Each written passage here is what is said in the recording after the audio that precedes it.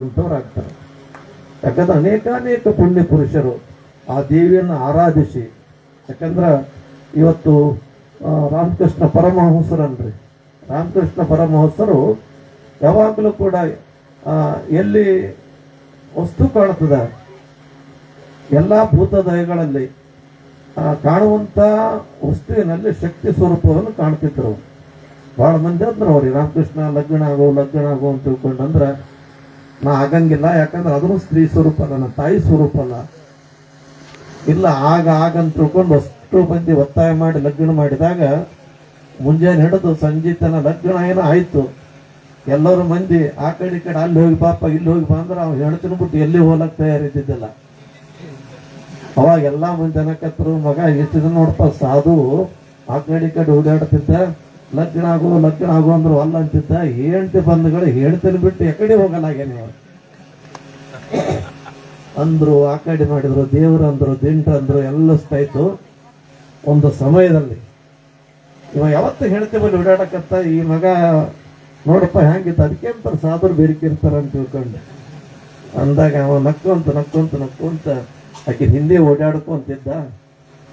ಆಕೆ ಒಳಗೆ ಹೋಗಿ ಪ್ರಾಣಿಗ್ರಹಣದ ಸಮಯದಲ್ಲಿ ಹೇಳ್ತೀನಿ ಕರ್ಕೊಂಡು ಶಾರದಾ ತಾಯಿನ ಕೈ ಹಿಡ್ದ, ಅಂದ್ರೆ ಹೆಂಡತಿಯಾಗಿ ಒಂದಕ್ಕೆ ಕೈ ಹಿಡ್ದ, ಮುಖ ಹಿಡ್ದ. ಆಕೆ ಒಂದು ಮಾತಂದ್ರು, ಏನಂದ್ರ ನೀನು ಸಾಧು ಇದ್ದೀವಿ, ಲಗ್ನದ ಕಡೆ ಪ್ರಪಂಚದ ಕಡೆ ಮೋಹನೇ ಇಲ್ಲ ಅಂತ ತಿಳ್ಕೊಂಡು ಅಂತಿದ್ರು.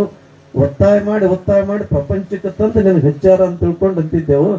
ನಂದು ದೈವ ಇದ್ದಂಗ ಆಗ್ಲಿ ಅಂತ ತಿಳ್ಕೊಂಡು ನಿನ್ ಕೈ ಹಿಡಿದ್ರ ನೀ ಎಷ್ಟು ಕಾಣ್ಲಾರ್ದಂಗ ಮಾಡಕತ್ತಿದಲ್ಲ ಅಂತ ತಿಳ್ಕೊಂಡಂದಾಗ ರಾಮಕೃಷ್ಣ ಪರಮಹಂಸ ಒಂದೇ ಮಾತು ಹೇಳಿದೆ, ಏನಂದ್ರೆ ನಾನು ದಿನಾಲು ನಮ್ಮ ಅಮ್ಮನ ಗುಡಿಗೆ ಹೋಗ್ತಿದ್ದೆ, ಶಾರದಾ ತಾಯಿ ಗುಡಿಗೆ ಹೋಗ್ತಿದ್ದೆ, ಕಾಳಿಕಾ ತಾಯಿ ಗುಡಿಗೆ ಹೋಗ್ತಿದ್ದೆ, ಸೇವೆ ಮಾಡ್ತಿದ್ದೆ ನಾನು. ಆದ್ರ ತಾಯಿ ಅಲ್ಲಿ ನಾನು ಇಲ್ಲಿರ್ತಿದ್ದೆ, ನಾ ಹೋದಾಗೆ ಭೇಟಿ ಆಗ್ತಾವ ಅನ್ನೋತಕ್ಕಂತ ಮನೋಭಾವ ನನ್ನ ಬಲ್ಲಿತ್ತು.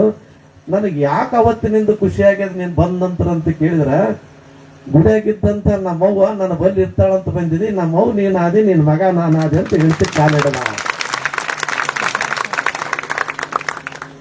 ಅಕ್ಕಿ ಜರದೋಯ್ತ ಅಂದ್ರೆ ತಾಯಿಗೆ ಹೆಂಡತಿ ಅಂದಾಗ, ಹೆಂಡತಿಗೆ ತಾಯಿ ಅಂದಾಗ ಎಷ್ಟು ಪರಿವರ್ತನೆ ಆಗಬಹುದು ಅಂತ ಒಂದು ವಿಚಾರದಲ್ಲಿ ತಾಯಿಯನ್ನ ಮಾತ್ರ ಸ್ವರೂಪ ಕೊಟ್ಟಂತವ್ರು, ಅಂತ ಒಂದು ಶಕ್ತಿ ಆದಂತ ತಿಳ್ಕೊಂಡಂದ್ರು. ವಿಶ್ವಾರಾಧ್ಯರು ಕೂಡ ಯಲಗೋಡದಲ್ಲಿ ತಪ ಅನುಷ್ಠಾನ ಮಾಡತಕ್ಕಂತ ಸಂದರ್ಭದಲ್ಲಿ ಅವ್ರು ಹೇಳಿದ್ರು, ದೇಹ ನಷ್ಟ ಆಗ್ತದೆ, ಕಾಣುವಂಥದ್ದಕ್ಕೆ ನಾವು ಬೆಲೆ ಕಟ್ಟುವಂಥದ್ದಲ್ಲ, ಕಾಣುವಂಥದ್ದಕ್ಕೆ ಹಿಂದೆ ಬೀಳುವಂಥದ್ದಲ್ಲ. ಅದಕ್ಕಾಗಿ ಹೇಳ್ತಾರೆ ಅನುಭಾವಿಗಳು, ಯದೃಷ್ಟಂ ತನ್ನ ನಷ್ಟಂ. ಯಾಕೆ ಕಾಣುತ್ತಂದ್ರೆ ನಷ್ಟ ಆಗಕ್ಕೆ ಕಾಣ್ತದ. ಈ ಶರೀರಕ್ಕೆ ನಾವು ಹಿಡ್ಕೊಂಡು ಹೊಂಟೇವಂದ್ರೆ ಶರೀರಕ್ಕೆ ಬಂದಂತ ಕರ್ಮಾದಿಗಳು ಒಂದಕ್ಕೊಂದು ಕಳ್ಕೊಂಚ ಹೋದಾಗ ಶರೀರ ತನ್ನ ತಾಯಿ ಬಿದ್ದು ಹೋಗ್ತದ.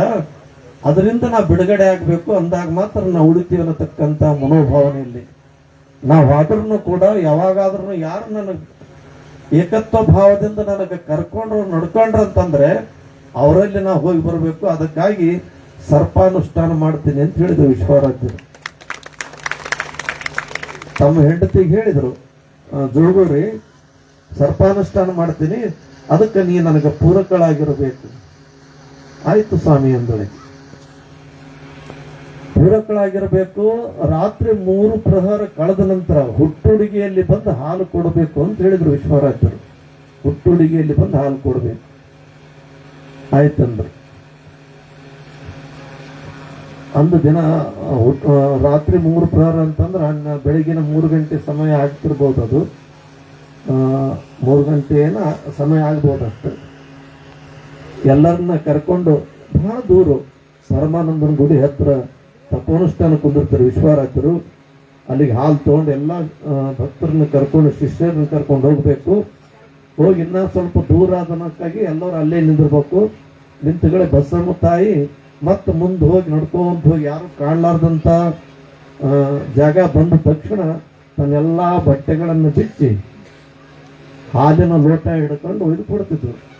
ಅಂದ್ರೆ ಹುಟ್ಟುಡುಗೆ ಏನಂದ್ರೆ ನಿಮ್ಮೆಲ್ಲರಿಗೆ ಅರ್ಥ ಆಗಿರ್ಬೇಕಲ್ಲ. ಹೋಗಿ ಹಾಲು ಕೊಟ್ಕೊಂತ 1 ದಿವಸ ಆಯ್ತು. ತಾವು ಎಷ್ಟು ದಿವಸ ಅನುಷ್ಠಾನ ಮಾಡ್ಬೇಕಂದಿದ್ರು ಅಷ್ಟು ದಿವಸ ಆದ ನಂತರ ವಿಸರ್ಜನೆ ಸಮಯದಲ್ಲಿ, ಮಂಗಲ ಸಮಯದಲ್ಲಿ ವಿಶ್ವರಾಧ್ಯರಂತರ ಜೋಗೂರಿ ನನ್ನ ತೊಡೆ ಮ್ಯಾಗ ಬಂದು ಕುಂತ ಹಾಲು ಕುಡಿಸು ಅಂತಂದ್ರು ವಿಶ್ವರಾಜರು. ಆಕೆ ಜೋಗುರೊಂದು ಮಾತಂತಾಳ, ಅಲ್ರಿ ಇದು ನಿಮ್ದೇ ವಸ್ತು, ತಪನುಷ್ಠಾನ ಮಾಡಿರಿ, ಈ ದಾರಿ ಹಿಡಿದ್ರಿ ಅಂತ ತಿಳ್ಕೊಂಡಂತ್ರಿ, ಮತ್ತ್ಯಾಕೆ ಈ ಮಾತಂದಾಗ ವಿಶ್ವರಾಜರ ತಟ್ಟನೆ ಎದ್ದು ನಕ್ಕು ಅಂತಂದ ಅವನ್ ಮಾತಂದ್ರು. ಜೋಗುರಿ ಕಾಣತಕ್ಕಂಥದ್ದಕ್ಕೆ ಆಸೆ ಮಾಡುವಂಥದ್ದು ದೊಡ್ಡ ಮಾತಲ್ಲ. ಕಾಮಶ್ಚ ಕ್ರೋಧಶ್ಚ ಲೋಭಶ್ಚ ದೇಹಿ ತಿಷ್ಟಂತಿ ತಸ್ಕರಃ ಜ್ಞಾನಾಪರಾರ್ಥಂ ಶರೀರಂ ತಸ್ಮಾತ್ ಜಾಗ್ರತ ಜಾಗ್ರತ. ಅಂದ್ರೆ ಆಸೆ ಪಡೋದಕ್ಕೆ ಕಾಮ ಕಾಮ ಅಂತ ತಿಳ್ಕೊಂಡಂತಾರ. ಎಲ್ಲೋ ಇದ್ದದ್ದಕ್ಕೆ ಆಸೆ ಪಡೋದಕ್ಕಿಂತ ಮನುಷ್ಯ ಇಷ್ಟು ಗಟ್ಟಿ ಆಗ್ಬೇಕು, ನನ್ನದನ್ನುವಂತ ವಸ್ತು ನನ್ನ ತಡಿಬೇಕು ಅಂತೂ ಇದು ಹೆಣ್ಣಲ್ಲ, ಇದು ಸಾಕ್ಷಾತ್ ಜಗಜ್ಜನನಿ ಎಂದಿರ್ಬೇಕು, ತಾಯಿ ಎಂದಿರ್ಬೇಕು. ಅದಕ್ಕೆ ನನ್ನ ಮನಸ್ಸನ್ನ ಪರೀಕ್ಷೆ ಮಾಡಕ್ಕೆ ಹಾಲು ಕುಡಿಸು ಅಂತ ಹೇಳಿನಿ, ಮತ್ತದಕ್ಕೂ ಕಾರಣಕ್ಕಲ್ಲ ಅಂತ ಹೇಳಿದ್ರು ವಿಶ್ವರಾಜ್.